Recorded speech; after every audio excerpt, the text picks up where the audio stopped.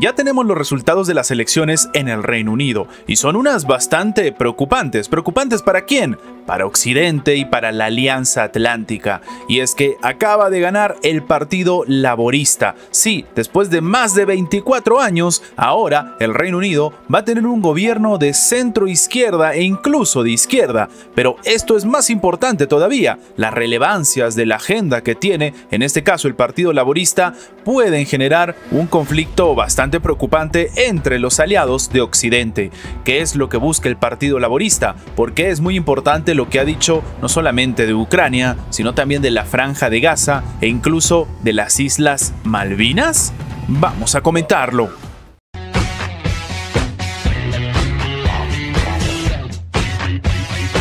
El primer ministro británico Rishi Sunak acaba de admitir el día de hoy la derrota del Partido Conservador al afirmar que el Partido Laborista ha ganado las elecciones generales que se han celebrado el jueves. Sunak, que conserva su escaño de diputado, se disculpó con lo que él dice una derrota histórica para su formación y asumió su responsabilidad, al tiempo que adelantó que en las próximas horas va a dejar la jefatura del gobierno. Rishi Sunak agradeció el apoyo de su equipo al hacer su primera declaración pública tras conocer que iba a ser reelegido como diputado en el norte de Inglaterra. Sin embargo, Sunak ha afirmado que va a seguir sirviendo a sus votantes en la Cámara de los Comunes, es decir, la Cámara Baja, aunque no ha especificado si va a mantener al menos durante un tiempo como el dirigente de su formación. ¿Qué es lo que sucede? ¿Por qué es importante entonces hablar de los laboristas? Pues hay tres ejes bastante relevantes que se tienen que comentar.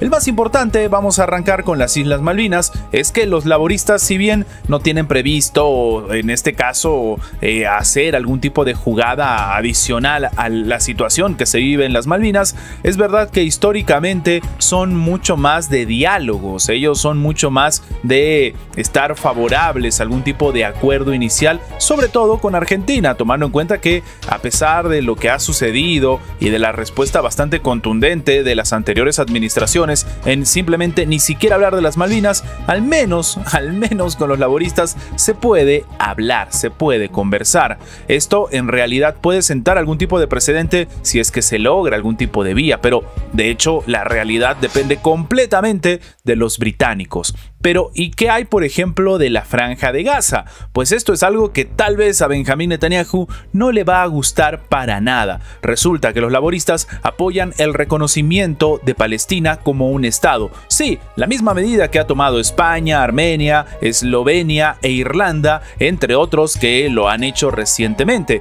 De hecho, se habla de Irlanda porque tiene pues cercanía, estamos hablando del Reino Unido. En este sentido, para todos los expertos, esto puede ser bastante preocupante porque el más grande aliado de Estados Unidos, el aliado histórico, podría terminar reconociendo a Palestina como un estado, generando una ruptura no solamente entre estas alianzas, sino también dentro de la OTAN. Pero hablando de la OTAN, ¿qué hay de Ucrania? Pues resulta que los laboristas, si bien van a mantener, y esto lo ha comentado incluso los propios líderes del partido, van a mantener en este momento la ayuda que se está dando a Ucrania para poder, como ellos dicen, defenderse de los rusos. La realidad es que, como hemos dicho en el caso de las Malvinas, ellos son mucho más del diálogo. Esto no significa que los apoyos militares vayan a disminuir, pero la realidad es que si hay algún tipo de discurso bastante tajante contra Rusia, era precisamente el del Reino Unido, al igual que el de Polonia. Y sin embargo, ahora con este cambio de gobierno, pues tranquilamente podríamos estar hablando de algo diferente, sobre todo tomando en cuenta que de un tiempo a esta parte se está hablando de eso, de intentar encontrar posturas, de intentar encontrar algún tipo de estrategia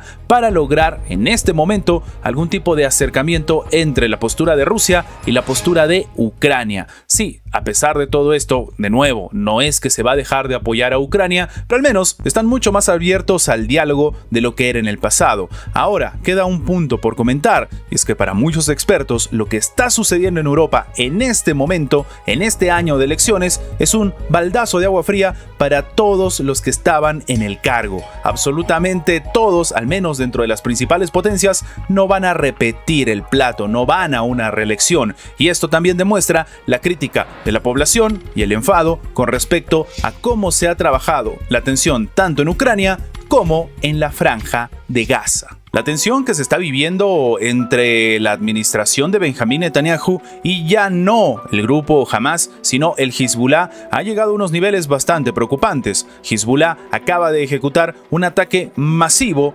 contra Israel. Se espera una respuesta y sí, un conflicto a gran escala en la región. ¿Cuál ha sido exactamente el ataque? ¿Por qué el mundo está expectante a ver qué es lo que va a hacer ahora Israel? Durante mucho tiempo, Benjamín Netanyahu vendía el tema del conflicto en la Franja de Gaza como que se iba a terminar cuando se acabe con Hamas, pero ahora ha aparecido la figura del Hezbollah, y es que, claro, en este sentido, Israel está tanteando el terreno y viendo si de repente debería, aprovechando que ya sacó las armas, irse también contra el Hezbollah, entre otras zonas en el Líbano. Así el escenario, las fuerzas de defensa de Israel acaban de reportar que se dispararon 160 cohetes contra el norte de Israel y 15 drones armados en uno de los mayores ataques del movimiento Hezbollah. Lo que ha destacado el comunicado de la oficina militar israelí es que el grupo terrorista lanzó otros 15 drones al norte de Israel, además de 160 proyectiles, y muchos de ellos fueron derribados por las defensas aéreas. Ese es el problema ahora, que muchos de ellos, pero no todos, no su totalidad. Hezbollah, por su parte, ha comunicado que el ataque fue una respuesta al asesinato del alto comandante Mohammad Nasser en el ataque de las fuerzas de defensa de Israel el día anterior. Hezbollah ha afirmado haber lanzado 200 cohetes y un enjambre de drones cargados de explosivos contra varias bases militares de Israel en el norte de este país. Entonces, estamos hablando de un fuego cruzado a gran escala. De hecho, recordemos que el propio Estados Unidos mandó a diferentes expertos, diferentes diplomáticos o intentar zanjar la situación, pero si es que no se podría zanjar nada, al menos que se sepa cuál es el escenario que se está viviendo. Y la respuesta es bastante complicada porque los propios expertos han dicho que el escenario está en un punto tal vez de no retorno. De hecho, Hezbollah ha comunicado que el ataque, como hemos dicho, fue una respuesta, lo cual significa que estamos en un fuego cruzado preocupante. Algunos expertos, y esto también lo hemos comentado, han dicho que en realidad la zona de la frontera entre Israel y el Líbano es una zona muerta. ¿Esto qué significa? Que los ataques masivos que se han ejecutado en la zona han hecho que la gente o se vaya o sencillamente queden escombros en esta parte del mundo. Mientras todo esto sucede, el servicio de ambulancias Magen David Adamon informa que atendió a 2 personas que resultaron levemente heridas después de caer mientras corrían a los refugios del ataque. También se han reportado ataques en diferentes localidades. Hezbollah empezó a atacar comunidades al norte de Israel un día después del ataque de Hamas a la población fronteriza, es decir, en aquel octubre del año pasado. Pero el escenario sigue avanzando y, como hemos comentado,